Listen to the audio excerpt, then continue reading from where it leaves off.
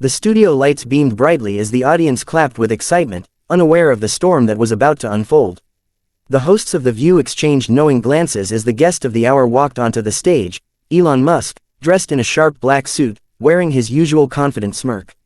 The cheers were loud, but there was a definite tension lingering just beneath the surface.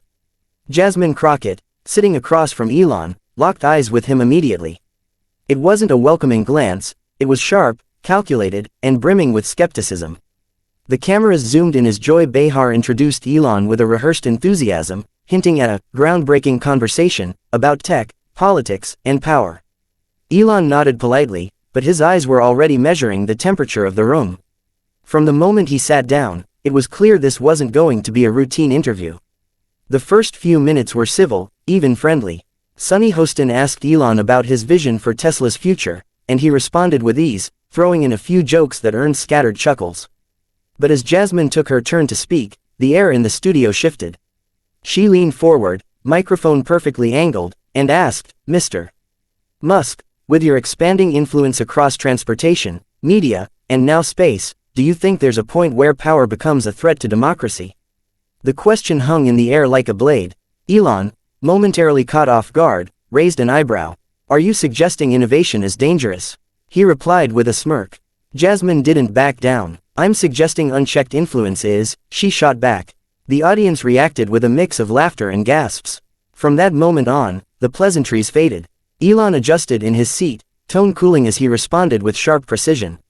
"My companies build the future, unlike Washington, which delays it," he said, eyes fixed on Jasmine. The room buzzed with a new kind of energy. You could feel people sitting up straighter, the crew glancing at each other, sensing this was no ordinary segment. Jasmine didn't blink. "Building the future shouldn't come at the cost of transparency or accountability," she replied. The other host shifted uncomfortably, but neither party was backing down. It was only the beginning, but the heat was undeniable. Jasmine didn't waste a second diving into the next topic. With her tone sharpened, she leaned into the microphone and said, "Let's talk about X, formerly Twitter. Since your takeover, hate speech has skyrocketed. You call it free speech. I call it reckless." The words landed heavy, sending a wave of murmurs through the studio audience. Elon adjusted his posture, now fully engaged. His calm demeanor didn't shift, but his eyes narrowed slightly. "Free speech is messy, Jasmine," he replied, voice even. "But censoring people because we don't like their opinions, that's far more dangerous." The tension between them now had a pulse of its own. Sunny Hostin tried to redirect the conversation, lightly suggesting that perhaps both sides had valid concerns. But Jasmine wasn't letting go. "People are being harassed and threatened. You restored accounts banned for violent rhetoric. What message does that send?" she demanded, cutting through the host's attempt to smooth things over. Elon leaned forward. "It sends a message that speech, even the kind we disagree with, is protected. We don't solve hate by hiding it. We expose it, confront it, and let people decide for themselves." The audience watched, wide-eyed, as the debate grew sharper. Some were nodding at Jasmine's conviction, others intrigued by Elon's unapologetic stance. The camera caught co-host Whoopi Goldberg blinking slowly, lips pursed, clearly measuring whether to intervene. Jasmine, growing visibly frustrated, raised her voice slightly. "You're enabling toxicity and calling it liberty. There's a difference." Elon, now staring directly at her, responded firmly. "And you're confusing control with protection. The truth is, you don't trust the public to think for themselves." A hushed gasp spread through the room. Phones started to go up, audience members filming what was clearly no longer a routine political exchange. The producers offstage were visibly restless, whispering into headsets, watching the argument spiral beyond scripted boundaries. Still, Jasmine pressed forward.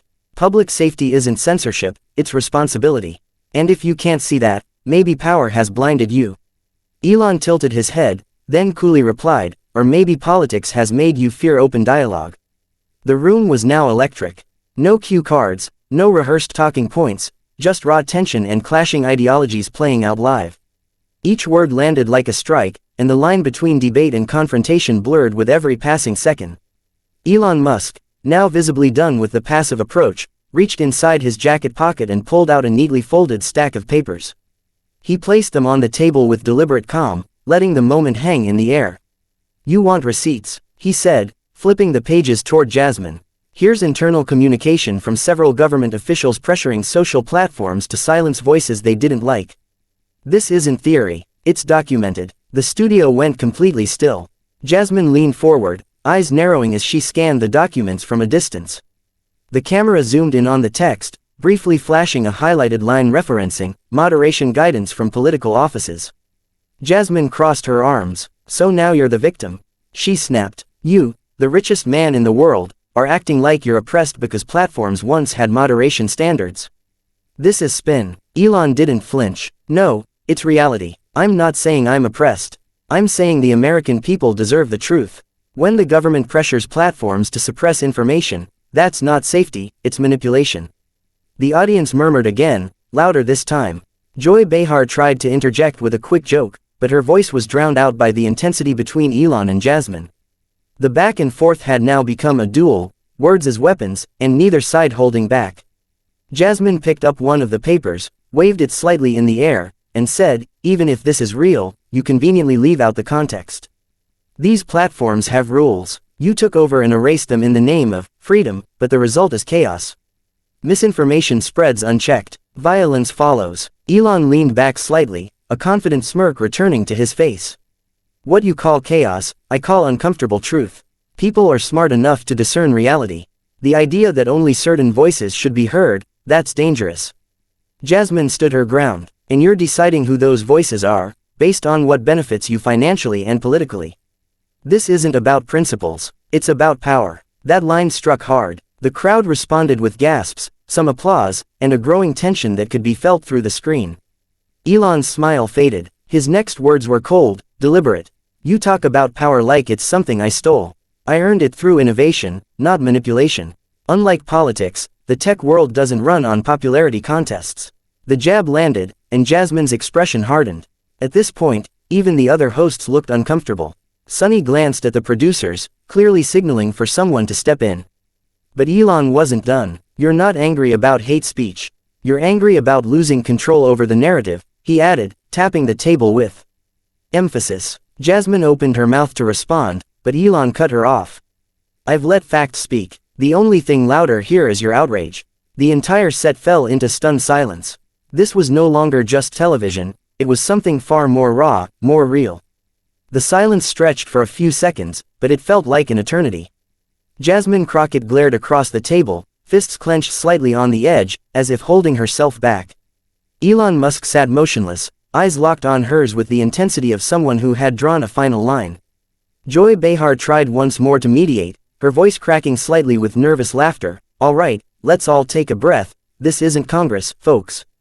But no one laughed. The tension had outgrown the set, outgrown the show, and taken on a life of its own. Elon slowly stood up from his chair, pushing it back with a loud scrape that made the audience jump. He didn't raise his voice. That made it more chilling. This was supposed to be a conversation, he said, staring directly at Jasmine. But what I've received is character assassination masquerading as journalism. Jasmine's expression turned to outrage. So now you're playing the victim again. Because someone challenged you, she snapped, standing up as well. The moment was surreal. Two figures standing across the table from one another, not like guest and host, but like opposing generals. Elon didn't respond with more words. He turned toward the side of the stage, nodded at someone behind the scenes, and within seconds, a man in a headset appeared from the wings. The audience gasped, some audibly saying, "No way," and, "Is this real?" Jasmine looked at the crew member in disbelief. "What is this?" she asked, eyes wide. Elon remained calm. "If we can't have a civil conversation, I see no reason to continue the spectacle." Whoopi Goldberg shot to her feet, trying to defuse it, arms stretched between them. "This is The View. We don't throw people off the set," she exclaimed, but the producers were already in motion. The broadcast director could be heard yelling faintly in the background. The live feed was still rolling, the cameras still focused, and the audience was too stunned to react properly. Jasmine held her ground for a moment longer, breathing heavily, lips pressed tight.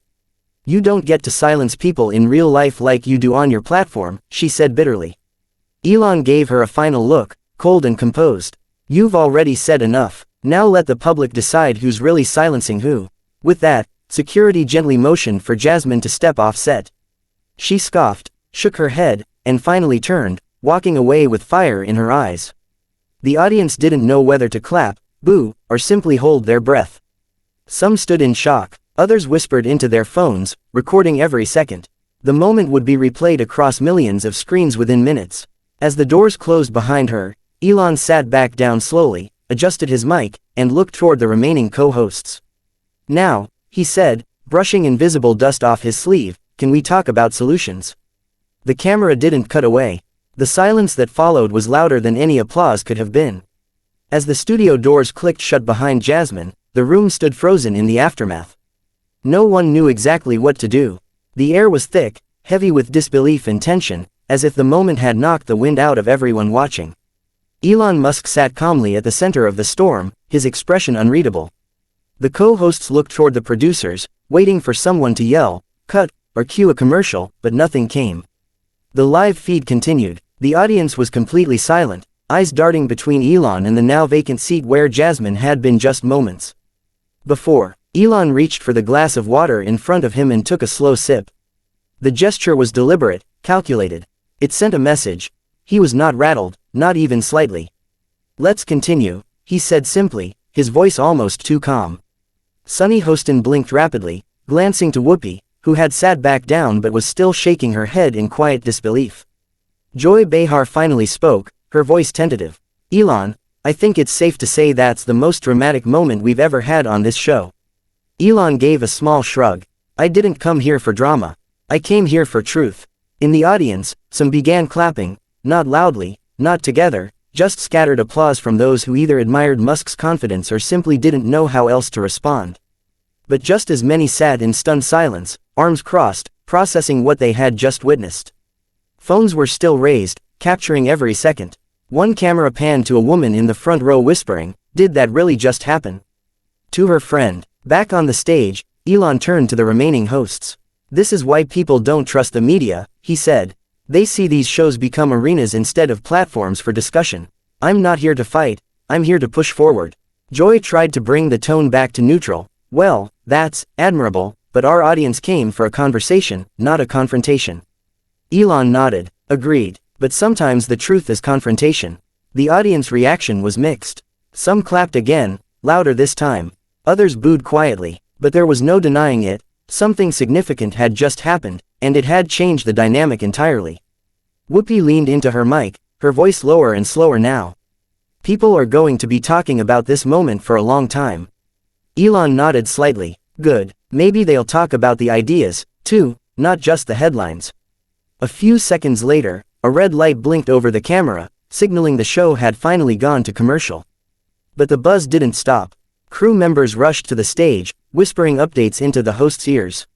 The audience buzzed with conversations, speculation, and disbelief. A viral moment had just been born on live television, and everyone in that room knew it.